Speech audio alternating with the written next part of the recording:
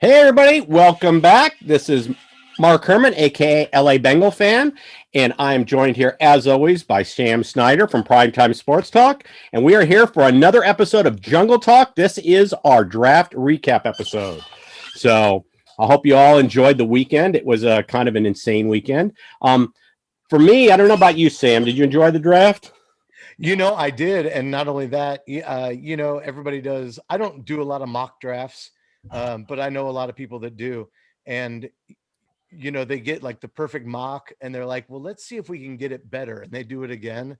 So on one hand, I feel that way because on one hand, I'm really happy with the draft. I'm also really happy that it's over. But you're kind of like, let's do it again. It'll be fun. Yeah, you know what? I hate the mocks. I said it in the last episode. It's, paralysis by analysis. And if you hit refresh enough time on these websites, I saw Patrick Surtain going in the second round. It's like he's not Yeah. going to be there in the second round. I don't care how many times, eventually the AI just gives you what you're looking for, but I hate that stuff. Well, Yeah, it's almost like they're like, "Oh, okay, why don't you get done? Get yeah. done." Yeah. So, Um, yeah, but I also there's that element of I was thinking about this yesterday, of refreshing mock drafts and refreshing a real life draft where and not like it would ever happen, but I was like, wouldn't it be interesting if like, we kept our draft, you're happy with it, but everybody, just for fun, knowing what each other was going for, like teams knowing what other teams were going for. What if they did it again the next day just for fun? right.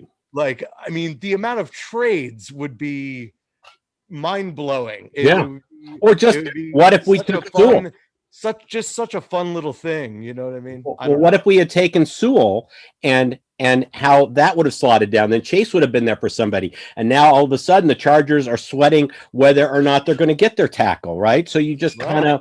of one player changing changes everything. Let's put the Sewell Chase talk to bed right away. We were both on Team Sewell. My feeling was very simple. I thought we could have grabbed an Elijah Moore type or somebody like that who, we got T. Higgins last year, beginning of two. I thought that the drop off from Chase to the wide receiver that we were going to have was going to be less than the drop off from Sewell to the lineman we're going to have. But our first and second will be forever tied when you're looking at Sewell and what we could have gotten. So I don't think we lost either way. We said this at the end of our last video. I thought both of these guys are going to be immediate starters. They're going to be impact players. Burrow's going to win either way, but I preferred the offensive lineman, but I wasn't devastated. It was Chase. I just didn't want it to be Pitts. So, and we'll see how it goes. Like I said, I would have preferred Sewell and like Elijah Moore, who was there for the Jets. Maybe he falls a little farther if we leave Chase out there. But I'm happy with the Chase, and it's all going to be tied to how Carmen performs. But we'll get into that. What were your Yeah. thoughts? Yeah, I agree with you. And I was Team Sewell as well. Although I will admit that since our last video, I warmed up to Chase quite a bit. Once I really did a deep dive into other offensive linemen that would be available to us in the second round. I had, on my kind of half-assed draft board, I had seven offensive linemen going in the first round. Turned out there was five. Right, So there was a lot of talent at the top of the second. Um, and but the Bengals clearly already had their eye on Carmen. Like you said, we'll get to that. right, Uh, but so I had warmed up to Chase quite a bit at that point when I realized the talent that we would be available. So it's for the same reason that you were okay going Sewell, because you were okay with the talent that was available wide right, receiver. All in all, it goes back to what you and I both agreed on, which is there wasn't a bad pick for us at number five. right, right, The worst pick at number five would have been to trade back, because there was just way too much talent at three different positions. Atlanta took Pitts, which was fairly expected. I think, by the time draft day rolled around, I went seven for my first seven on the draft, by the way, right. and You and 16 Todd McShay. and 16 of 32. Uh, Good. kind of proud of that. Yeah, you Kind should of be. little bit proud of that. But yeah, I'm happy with Jamar, and I'm happy that Joe wanted Jamar. And I just saw a report, I think today, that said Joe actually texted Jamar before the draft and said, pack your bags. Yeah, well, that was as soon as I saw him wearing those sneakers, The I sneakers with the knew orange stripe. Yeah. he had gotten the call. I said, "You don't wear those sneakers unless you know." And so, and since we kind of knew what the first three were going to be quarterbacks, it was just one of those. Only Atlanta could have screwed that up. But I just knew that that was our pick when I saw the shoes. I said, he's talked to somebody. Somebody's called Yeah. him. And Zach even, or Joe or somebody had called him. and even Atlanta, if they had traded the pick, it would have been for somebody to get a quarterback regardless. Um, and if Pitts was available, we weren't taking Pitts. Or it would have been somebody trying to get ahead of the Chargers and the Carolina Panthers to get Sewell, because there was the two linemen and then it falls off. I would have been okay trading back if it had only been like, if we could have picked up an extra second and fallen back from 5 to say 9 or 10, Slater or Sewell would have been there and I would have been okay trading back, but not too far, because if you're going to trade back, you've got to still get one of those linemen. You don't trade back. You don't trade back to not get the best. You're not going to take the receiver. You trade back and you got to wind up with one of those linemen, and then you grab Lawrence or somebody at the, in the second round. Right. Well, and it's all conjecture, because like it is every year with the draft. It's hard to predict what teams. First of all, everybody out there is an expert. My cousin's sister, whose husband is also her dad, and the dentist at the corner, and the homeless man downtown, all have an opinion on everything, and they're all wrong. Just like I'm usually wrong, you're usually wrong, because we're not at workouts. We don't do interviews. We Right. don't meet people.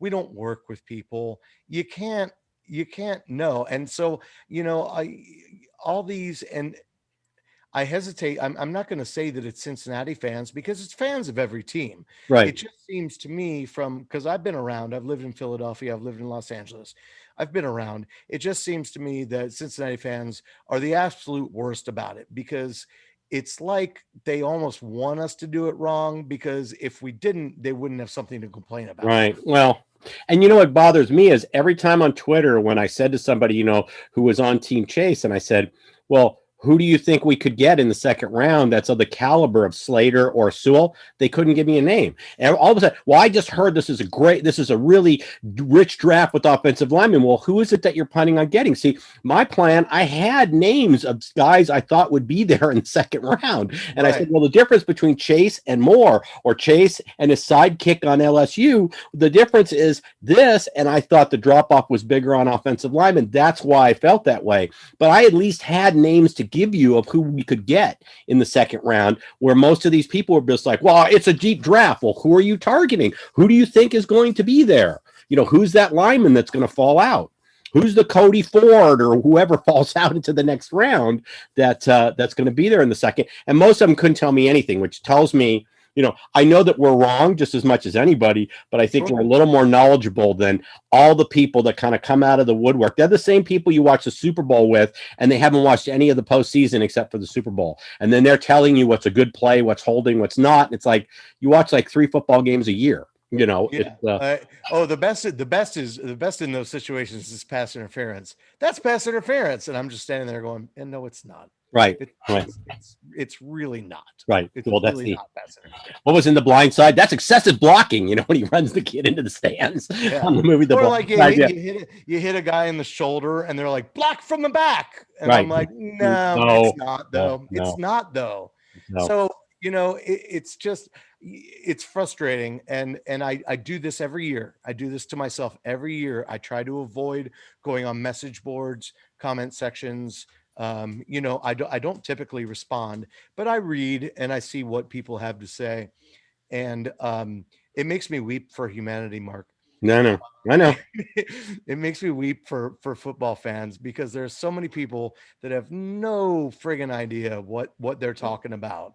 But they heard from their dog that that this guy is supposed to be really, and I mean literal dog, like right. dog Mel This Kiper's got him number 3. It's got to be Yeah, the. this guy's my dog barked 58 times. 58, that's so and so's number. Yeah.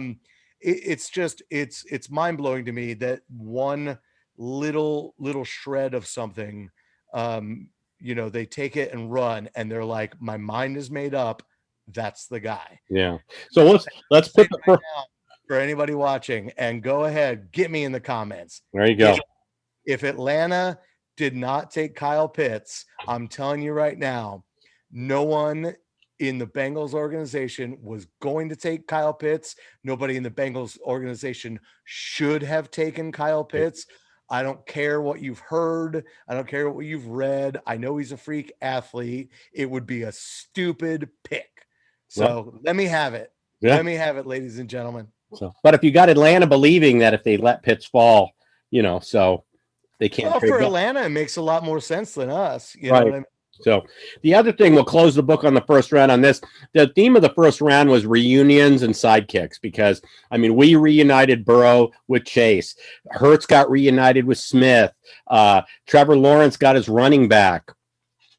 Tua got Waddle. That was kind of the theme of the first round, which I thought was interesting because you had 4 of them. You're reuniting players. So it'll be interesting to see how that plays out. I think Burrow and Tua, obviously got the 2 best reunions, and maybe Lawrence too, although I thought it was a reach having the running back. I wouldn't have done that pick if I was Urban Meyer, in terms of using a first rounder on the running back. But, like I said, he's got Lawrence's, a security blanket for him. So, yeah, I agree with that. And the only issue I have with that, I wouldn't mind Jacksonville drafting ETN and saying, he's our guy. It's a little weird because James Robinson just had such a great season. But Urban Meyer said he's going to be a great 3rd down running back. And I'm like, do you draft a 3rd down running back in the first round of the NFL draft? I don't think you do. I don't think that's where you go. So that was a little baffling, but yeah, I agree with you. It was a lot of reunions, and I think Tua is going to benefit from Waddle. I think Burrow is definitely going to benefit from Chase, and now we don't have to worry about getting some veteran burner on the outside to take away coverage. We're set at wide receiver right now. Yeah. So that worked out well. So Well, one of the things I do really like about the Chase pick is that I always think, and I've drawn this comparison before to the Cowboys of the 90s, they got Aikman, Smith, and Irvin all kind of, consecutive years and right near one another, and they all matured together, and they had those core players for all their Super Bowls of the 90s. And so we kind of have the same thing now with Burrow and Higgins and Chase and Mixon, and all of them are kind of young and in that same age, and they can be together. That core can be together for years, and you could even bring Boyd in if you go a couple years later. I know he's on a second contract, but that core can be together for quite a while, and that can really lead to a real fruitful future for us. So I do like that aspect of it a lot. And aside from Boyd, Burrow is actually the eldest of the people you mentioned. Isn't that funny? And that's going to help Chase a lot. It's going to help him. Higgins has only been in the league for 1 year. He'll help Chase and say, here's what I went through last year. You've got Burrow, who's his good friend. They played together. He's going to help him through. This is as great a situation as Chase to come into. And actually, I want to mention one more thing that I forgot about. And I'm sorry that we're harping on the first round pick, but one of my buddies told me the other day that he had an epiphany, and he said the reason we should be happy about getting Jamar Chase is because Jamar Chase wanted to come to Cincinnati. Right. And that's a big deal when you're a Cincinnati fan. You can't take that for granted. It's not just because he wanted to come and play with Burrow, but he wanted to come play with Burrow. He likes what we're building here. And when asked about following in the footsteps of Ocho Cinco and AJ Green, great comment. Jamar said, I'm going to break all their records. Yeah. No, you love the attitude. All of their records. Yeah. And he didn't say it in a bad way. He was paying respect to them, but he said, there's no stopping me. I'm going to break all their records. Yep. And you got to love that outlook. Oh, absolutely. So, all right, we'll move on to the day two. One of the things we did, well, obviously, we traded back in round two. At the time, I wasn't really excited about it because Tevin Jenkins was on the board, and I really wanted him. He was one of the guys that fell out of the first round. I just thought, hey, this kid's perfect. I didn't know about his injury history. I guess that's why they shied away from him. I'll let you talk about that more. But initially, I wasn't that thrilled about it. Then when I watched what we did with the two, we got two extra fourth round picks. And because of that, we had a really good fourth round. We turned both of those guys into quality picks. So our fourth round. So now I like I said, that kind of and then the other thing I want to say is the theme of the next 2 days is versatility. That's the theme. You look at all the players they have, can play guard, can play center, can play tackle, can play guard. All we had guys that are versatile, can play defensive end, can play nose tackle. I think that was kind of a theme for us. So I was comfortable with with what we did with the rest of the picks, and I think we really did load up on depth because that's what we were looking to do. Yeah, I agree with that. Tevin, I think is the one that had he had some lower back issues, which is always a problem. And you can make the case. Carmen, who we drafted in the second, also had lower back issues, but he had surgery to repair that, and is by all accounts as good as new. Whereas Jenkins opted to let it heal, and so we don't really know where he's headed. And it's I can't remember for sure now. I want to say it's Dickerson, who was another one people were looking for, Right. uh, who tore his ACL last year. And I don't know. Do you want to draft a guy that tore his ACL? But here's my biggest takeaway with Carmen. Once again, everybody's an expert. They see the names they know. When they see a name they don't know, they're like, "Well, that guy sucks." Listen, I had a bunch of guys saying, "Oh no, he's been mocked to the fourth and fifth round." And so I Googled and I went on as many mocks as I could find, and I could not find a single one where he was mocked to the fourth or fifth round. Not a single one, because people were talking out of their ass. But here's the thing. Number one, every Bengal fan seems to forget how excited they are about having Frank Pollock back coaching the offensive line. I And was going to bring that up. You beat me to it. So yeah, what a difference he makes over Jim Johnson. So Jim Turner.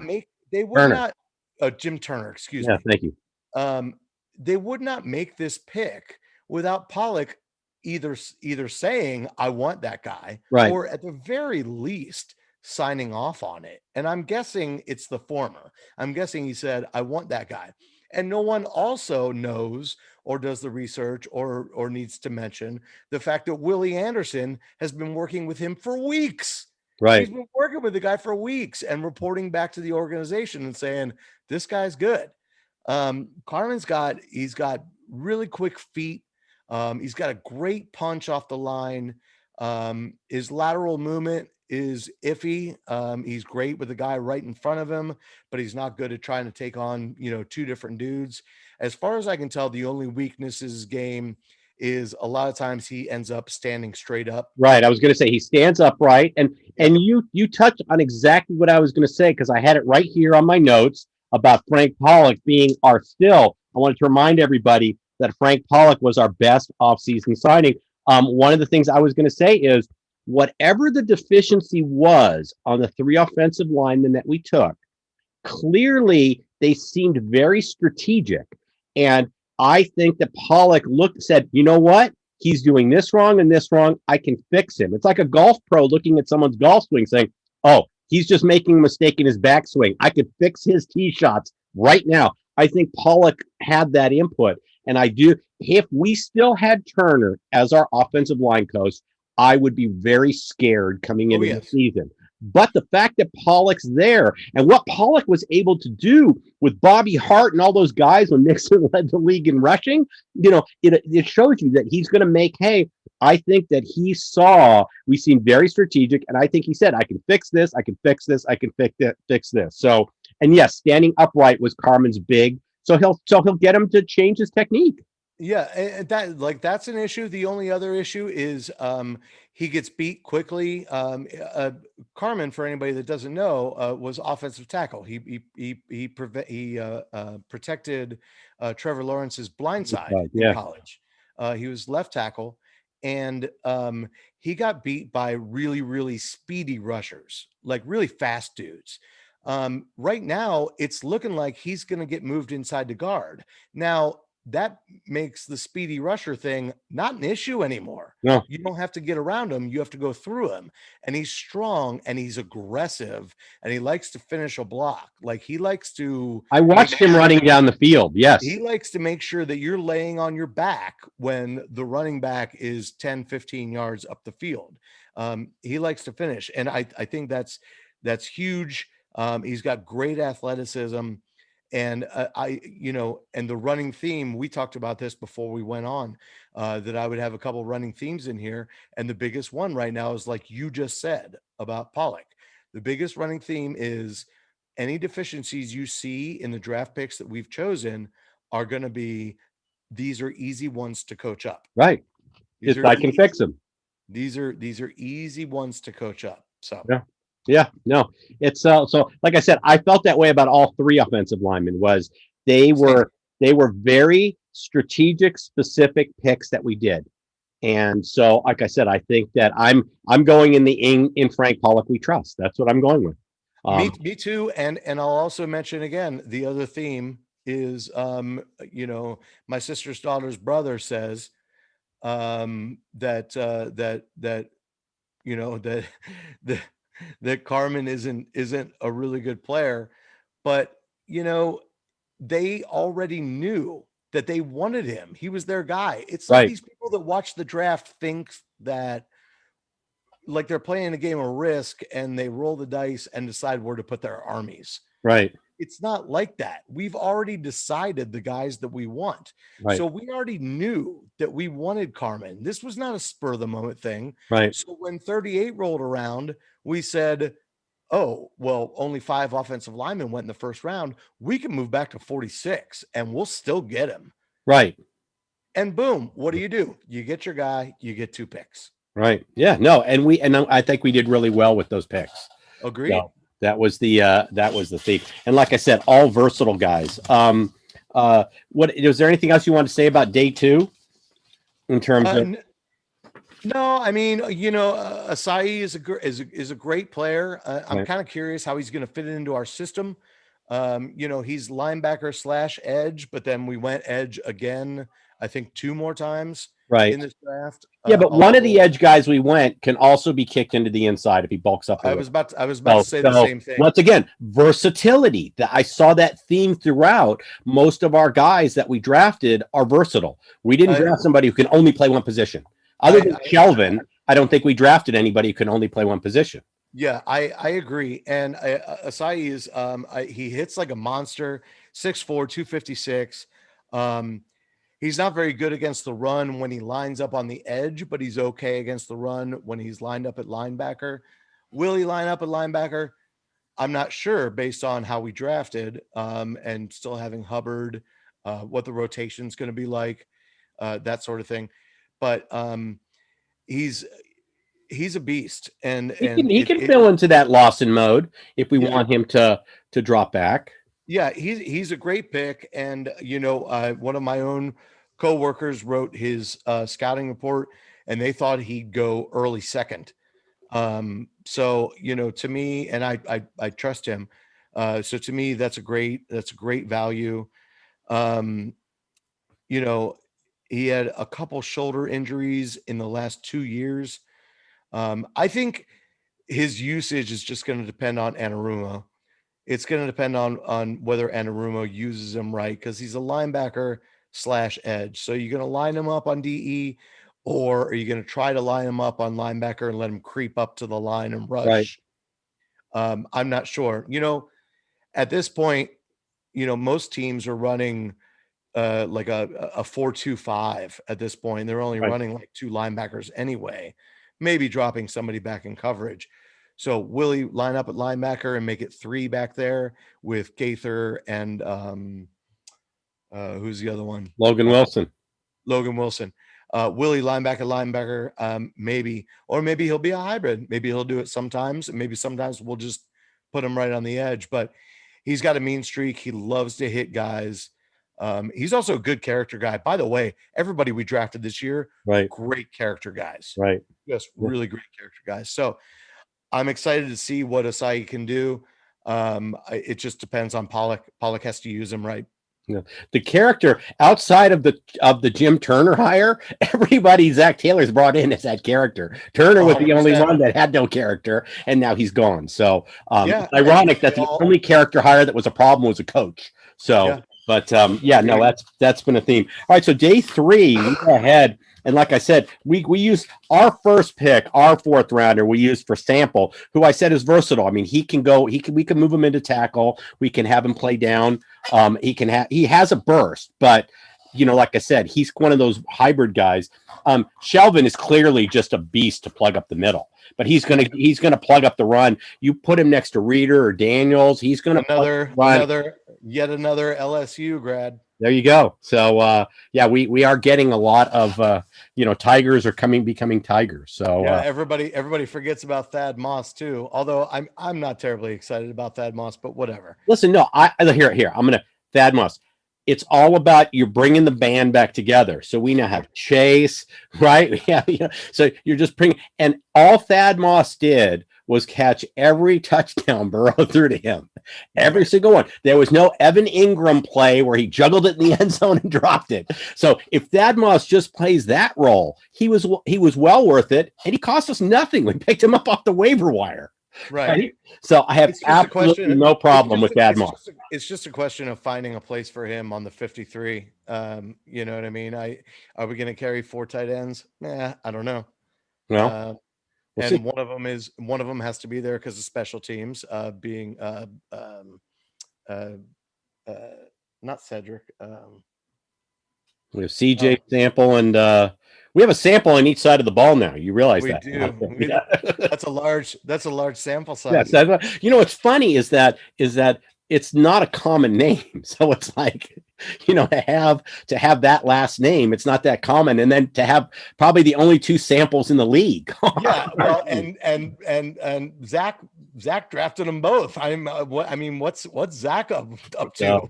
Yeah. So, and then we shored up the line with Deonta Smith, who seems like he has, like I said, he seems like he's got some work to do. He's got a lot of positive aspects, but I'm trusting in Frank Pollock. We trust. I'm trusting that whatever Frank saw that's a deficiency, he knows he can correct. Otherwise, we wouldn't have picked him up. But to me, getting Shelvin and Smith, that was a great use. Now that's when I felt good that we traded back in round 2, when I looked at the round 4 we had. Because we added guys that have a potential of making the roster and contributing. Yeah, Shelvin is going to be pretty much just a plug. He's minimally athletic. He's not going to get many sacks or anything. No. His thing is run stopping. Think Sam Adams. Right. You know what I mean? He's just that big guy that's in the middle that's just going to make it really hard to run up the center. Or Sean Rogers. And that's fine with me. He just puts his head down and goes. He doesn't have any special moves. He doesn't have any special athleticism. But he's a big-bodied dude just standing there in the middle. Speaking of big-bodied dudes, when we drafted, who was it? God,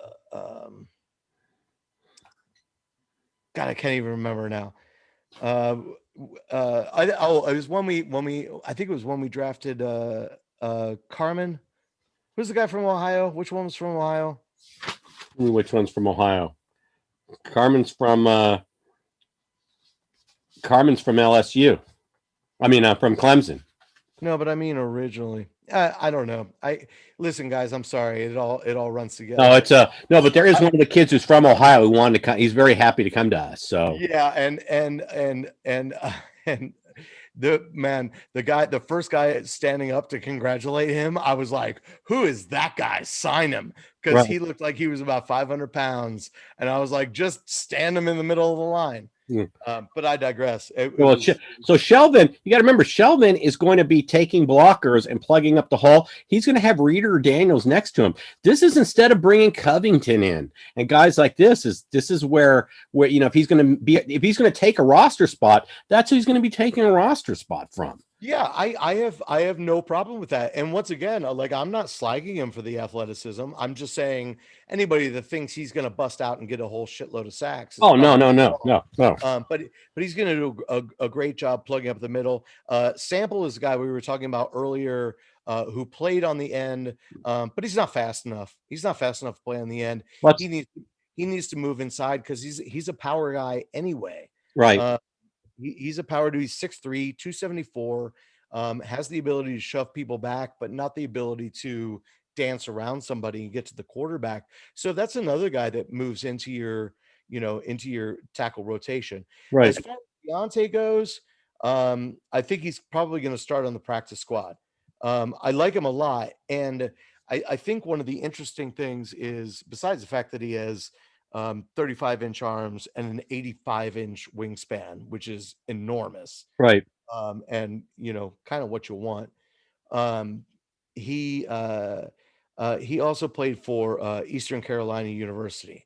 Now, Eastern Carolina University is notorious for just getting the tar beaten out of them. But their quarterback, for the most part, stayed clean, and he was playing left tackle. He was protecting the blind side. Right. So it wasn't his fault. Right.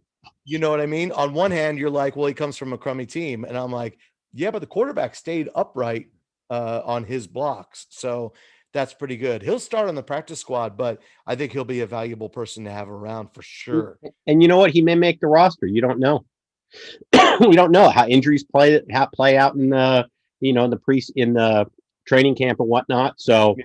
I mean, at this point, we have 13 or 14 offensive linemen. So we don't know. Everybody seems to forget that Xavier Suafilo is going to be back. Quentin Spain, everybody's getting him way too much credit. He was pretty bad last year, honestly. But everybody forgets about Fred Johnson too. Hakeem Adeniji. There's going to be some serious battles in camp. Well, yeah. Well, and that everybody.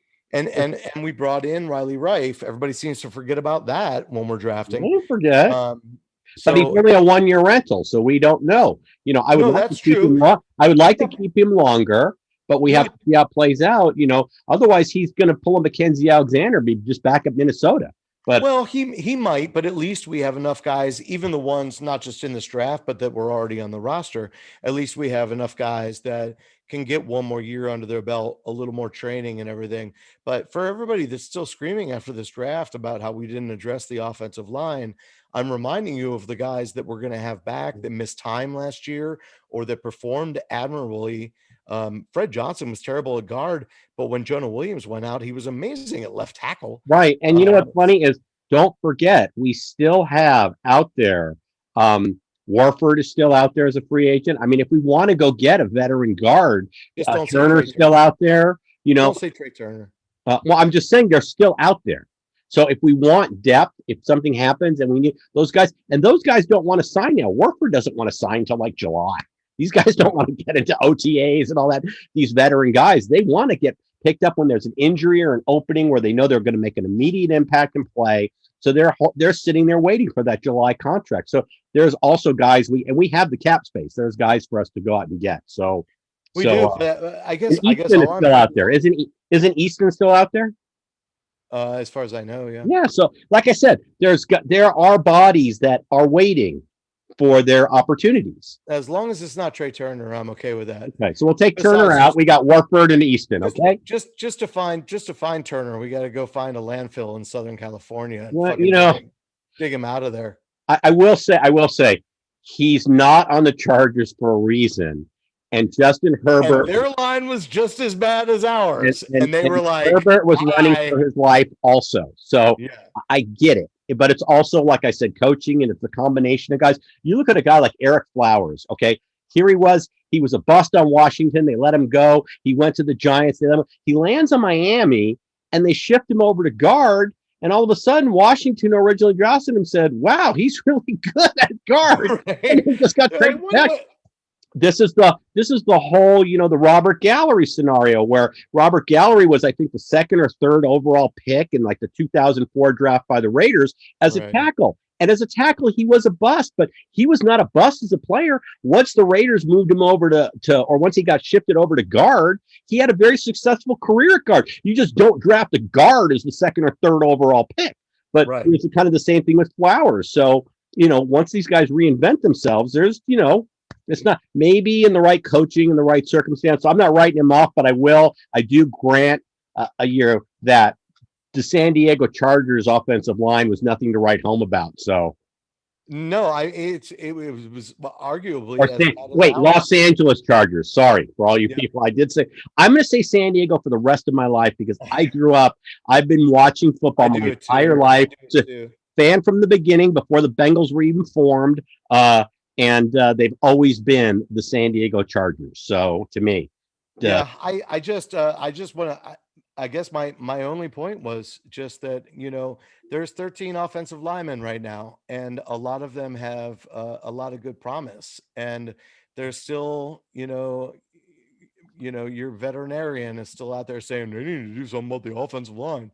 right, Yeah, we know. Well, there's a lot of guys competing in camp, and a lot of them are really talented. right. And like you said, there's still some on the market. So if it's fallen through, then it's fallen through, and we can grab somebody. But Right. I'm actually feeling pretty good right now. Yeah, no, I do too. Now, I thought we would wait for the 6th round to take a kicker, and we Right. used the 5th round pick. Apparently, what Zach said in his presser was this was their kicker they wanted, and there was a huge amount of picks between their 6th and their 5th and their 6th, and they were afraid he wasn't going to be there at 6. They had addressed most of the needs they wanted to address. The last 2 picks you could see were kind of luxury picks, picking up the running back. You're just adding depth in the 6th and 7th round. So we did get the kicker. That was the highest ranked kicker on their board. I've seen other people, Kuiper said, "Oh, he was my second kicker and all." But what did you want to say about our kicker? Well, Kuiper was actually very complimentary still. Was he? Somebody said that it wasn't their highest kicker, but I was like, I don't know if he was his highest, but Kuiper was very complimentary. And I did my best to avoid Kuiper all weekend, but on Saturday he moved from ESPN to ABC, so I was stuck with him. right. Mostly just because the remote was across the room and I didn't want to change it. That's back in the old days when we didn't have remotes. You remember when you actually had to get up from the TV and go? Yeah. Oh, remember the really old days when your parents were sitting in the chairs and they made you stand up? Chip, put us over on CBS. Put it over Channel 9. It's time for the news. Yeah, okay. Well, we had 5 channels to choose from, but we digress. So go ahead. So Kuiper was complimentary on the kicker. He was, and it's Evan McPherson from Florida. I've got stats right here for anybody that wants them. I know this wouldn't normally seem like an impressive stat, but nowadays in this day and age, it is. He's 149 of 150 on PATs. Well, that's sexy because the PAT isn't at the 3-yard line anymore. That's correct. So that's why that's sexy. It means that inside 40, you're money. That's what it means.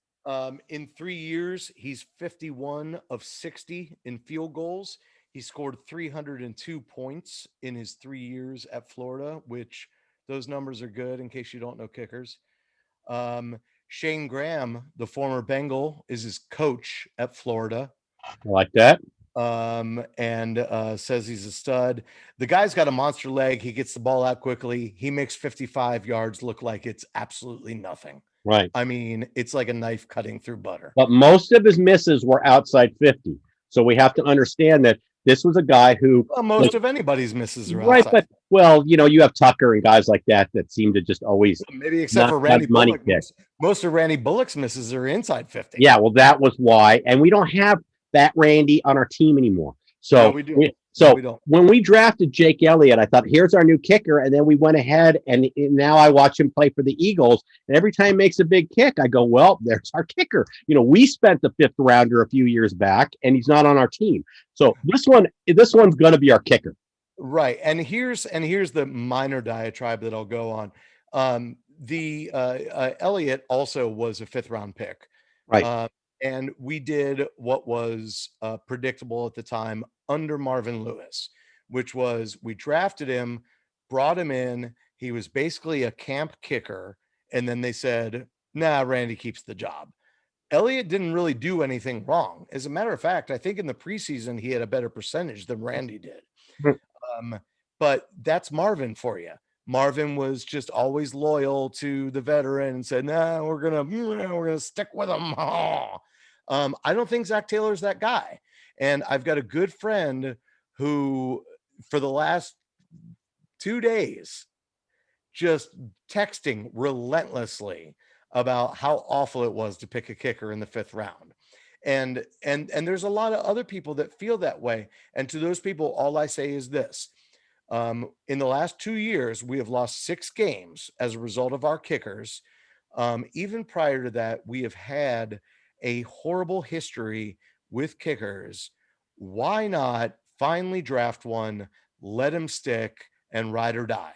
Okay. And Yeah. just Oh, because what if he turns out like Jake Elliott and we keep him this time? I mean, you're attacking a need.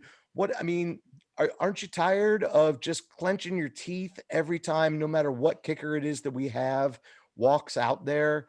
You just clench your teeth and you think it's like when he makes a kick, you're surprised. right. Like, No, no. oh, instead of just expecting the worst. So it's a team need. It's a team need. And if he was number 1 on the board, then in the 5th round, I'm good with it. I'm good with it, and I'm going to tell you why I'm good with it. Number one, it was their guy. Okay, and the fact I Yep. didn't even know Shane Graham was coaching him, so that's a big plus for me. But Yep. here's my thing: he's going to make the roster. This is who's it? We're going to keep Siebert? No, we're not keeping him. So this guy is going to be our kicker. So you spent a 5th rounder on the guy you wanted, and he's going to make the roster. This isn't like the Jake Elliott pick where we had a veteran in camp. This is the front runner for our kicking duty. So As I'm well, he should absolutely be. okay with it. Yeah. Also, you sent me a link to so I want you in the comments to throw that link down. I This will. guy taped a Gatorade bottle to this upright, and he knocks he literally, you have to see it. He just grazes the cap and he knocks the cap off the Gatorade bottle. And you can see the Gatorade bottles taped down. So his intent was to do this.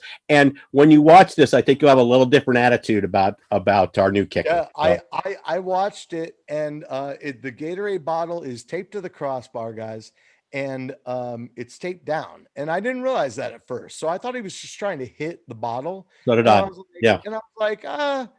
well, I mean, not that I could do it, but I was like, man, I bet there's a bunch of kickers that could hit that bottle off the crossbar. And the ball kind of goes past the bottle, and I was like, well, he missed it. What fun is this? And then I'm watching, and the lid is spinning and falls off. And I was like, oh. And I don't care Oh. if it took him 25 times to do that. Just even doing it once out of 25 is amazing. He spun the lid off of a bottle. I'll put it in the comments, like Mark Yeah. said. Throw the You link can there. find It's on it. Instagram, so it'll have to open up in it. But after our video, It's real short. Somebody put some music to it. It's pretty sweet. yeah. So you'll like that. So I'm totally okay with the kicker at 5. Like I said, once I saw Zach's presser, one of the things I did was, rather than listening to the blah blah on ESPN and the NFL Network, is I would immediately, once I saw Zach go live after the pick, I would immediately go listen to why he did that stuff. It was nice to have that option. So, and then obviously, we add. I don't know a lot about this Michigan kid. I mean, he was more of a role player on Michigan, wasn't he? The running back. Well, he was a starter for the most part, except in his last season, he suffered through some injuries, so he didn't get the ball very often. Right. I didn't see him a lot this year, so that's why I didn't know. But I figured, you know what? He seems like he's the Geo replacement. The kid we have on our roster who seems to have flashes can't stay healthy. So, we'll see if he makes the team. Yeah, I think my inkling is that I don't know. I go back and forth. I think he could be the Geo replacement too. We're talking, over 4 years. He was injured as a senior, so he didn't play very much. Over 4 years, he still amassed 5.6 yards per carry from scrimmage, rushing and receiving, 2,274 yards, 17 touchdowns. The touchdowns is not very exciting, but the yards isn't bad. 49 catches over three. I keep saying 4 years, but he really didn't play much at all last year. Right. So, that doesn't say much either. You know, um, the best thing I could say about him is he's Captain America. Right. I mean, his name is Chris Evans, so Right. Yeah. So he's Captain America. it's gotta count for something. Yes. Yeah. Um, I I Mark and I, we were talking about this earlier, and my inkling is that we're going to try to put him on the practice squad. Somebody's going to take him away. Right. It's going to end up being a wasted pick. No, Uh, but you know what? What if Trayvon Williams gets hurt again? He's shown flashes. We keep saying this guy. We watch him. And when he plays, he shows flashes, but he can't stay healthy. well, So he was healthy last year, though, was he not? I know he was. You know what? I don't know. Did he get a lot of chances? I don't think he did. I thought he was Well, dinged up a little bit. not until Mixon went down, but Samaje had the ball so He much had the that right. So this is going to be your third person, and if Williams can't stay healthy, then maybe he makes the roster once again. But it's your sixth or seventh round pick, so this right. is where you're going for depth. This is where you're drafting insurance. So I was okay with this. Yeah, and the only reason I suggest that he might end up on the practice squad is because I feel like this year we might run out there on the 53 with more offensive linemen than we normally would, Right. or possibly with an extra safety, or possibly with an extra linebacker. I don't know. So I just don't see us. We carried 4 running backs before we cut the kid with the ACL issues, the double ACL tear. Right. Carried 4 running backs then because we knew if we tried to send one down, he'd get snatched up. Um, I don't see us carrying 4 running backs again. So I think Captain America, we try to sneak him onto the practice squad. I think somebody else is going to snatch him up. If they don't, fantastic. And Don't get me wrong. I have nothing wrong with the kid. I like him a lot. I'm a Michigan fan. Sorry, Buckeyes. So I'm a Pac-12 guy, so I don't have any axe to grind yeah. with Ohio State or with I'm sure Michigan. there's plenty of people watching right now that just unsubscribed. Right. Well, no, don't unsubscribe. Listen, just because a guy compliments a Michigan player, he's not a Michigan player anymore. No, he's not. He's an NFL player. That's correct. Okay? That's absolutely you're absolutely right. That's a great way to put it. Yeah. So I hope that either we carry 4 because he impresses so much in camp and in the 2 preseason games. I hope that means that we carry 4 running backs and he gets some opportunities. And if not, if we do try to slide him down to the practice squad, I hope to God that nobody else signs him off of it. Yeah. All right. We'll see how it plays out. Yeah. I want to remind people it goes the other way too. There are guys that you love in college and then they go to the wrong team. I was, being an SC guy, fight on people. I was a huge, Carson Palmer, Troy Polamalu, and then he became Anakin Skywalker to me. I mean, he goes to the Steelers and Troy becomes Darth Vader. It's like you are no longer, my Right. favorite defensive back. And I can Right. like you now that you're not playing anymore. But during his career, he went from one of my favorite college players to one of my most hated college players. Yeah, And I respected the guy, and I saw he and Carson were roommates. They rented a house on Vermont, right across from USC. I mean, Right. we know all the history. I And know afterwards- exactly where that is. yeah, too. and it's just but while he was a Steeler, he, like I said, Anakin Skywalker, Darth Vader, bye. Yeah. So I still, to this day, when a guy signs with us from Ohio State, and I'm not an Ohio State fan at all, I'm like, well, he's a Bengal now. That's but fine. yeah, the college, But he's still on the pecking order for me, though. He's still like down here. I'm still, I love Sam Hubbard. I love him. I Right. love Sam Hubbard. Who But does? I'm still like, yeah, but you still got that one thing that I don't like. See, I don't have that like I said, they're right now they're Bengals. Like I said, I don't dislike him. Yeah. It's just always kind of back here. Look at Tyler Boyd. I mean, he came from the University of Pittsburgh. He broke all Larry Fitzgerald's records there. He cut, and you think, you know, he's been a Steeler fan, and boom, we slapped stripes on him. He's ours. Right. I loved Boyd because it drove Steeler fans nuts that he was on our I team. They know. He didn't was want to the root against best. him because they loved him at the University of Pittsburgh, but now he's in Bengal stripes, and then he loved playing here. Right. You know, so I mean, he's been one of our best ambassadors. Right. So, but All right. We're probably cruising right now. We oh should yeah, yeah. probably So just we're do. going to touch on the last pick. You have anything to add about Hubert? I think Hubert is a great pick. He really, once again, sticking with the theme, needs to be coached up a Yeah, lot. He can't switch directions. He overruns tackles all the time.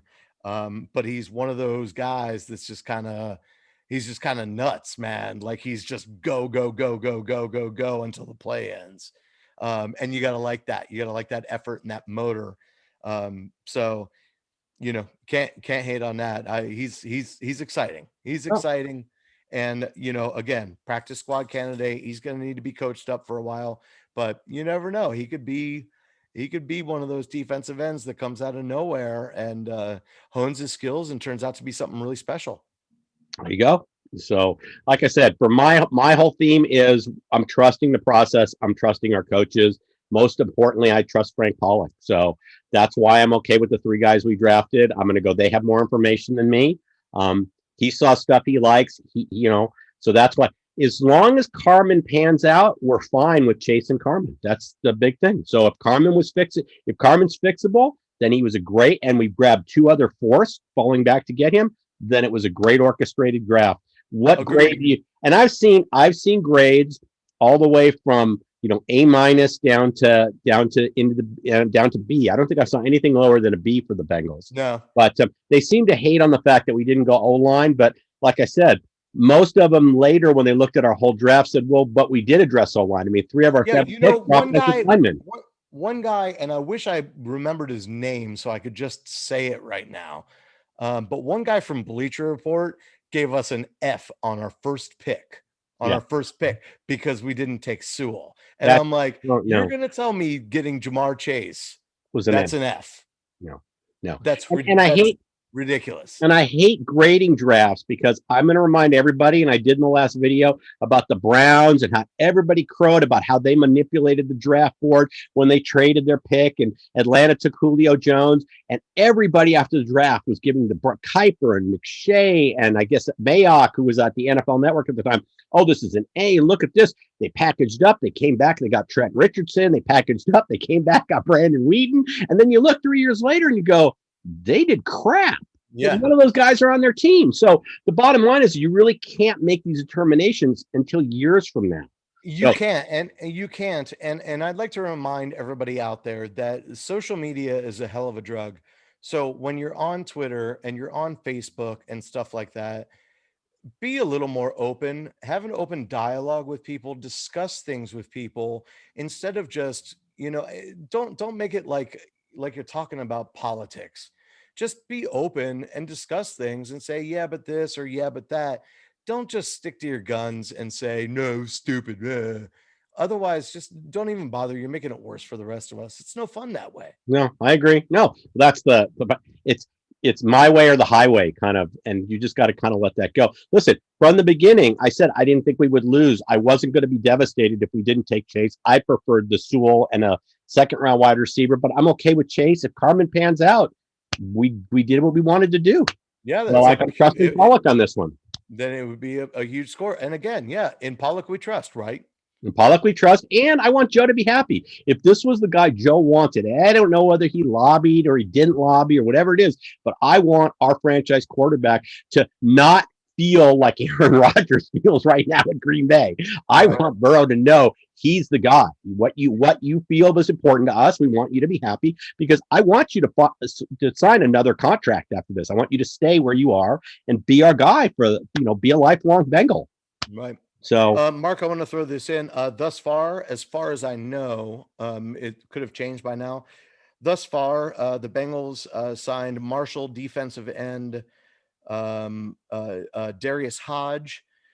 They signed Colin Hill, quarterback from South Carolina. I saw that. Yeah. They signed Puka Williams. who's a running back from Kansas, who actually was second in the FBS in missed tackles last season, which is great. At the very least, these guys are coming to camp. We're getting some good UDFAs on the board too.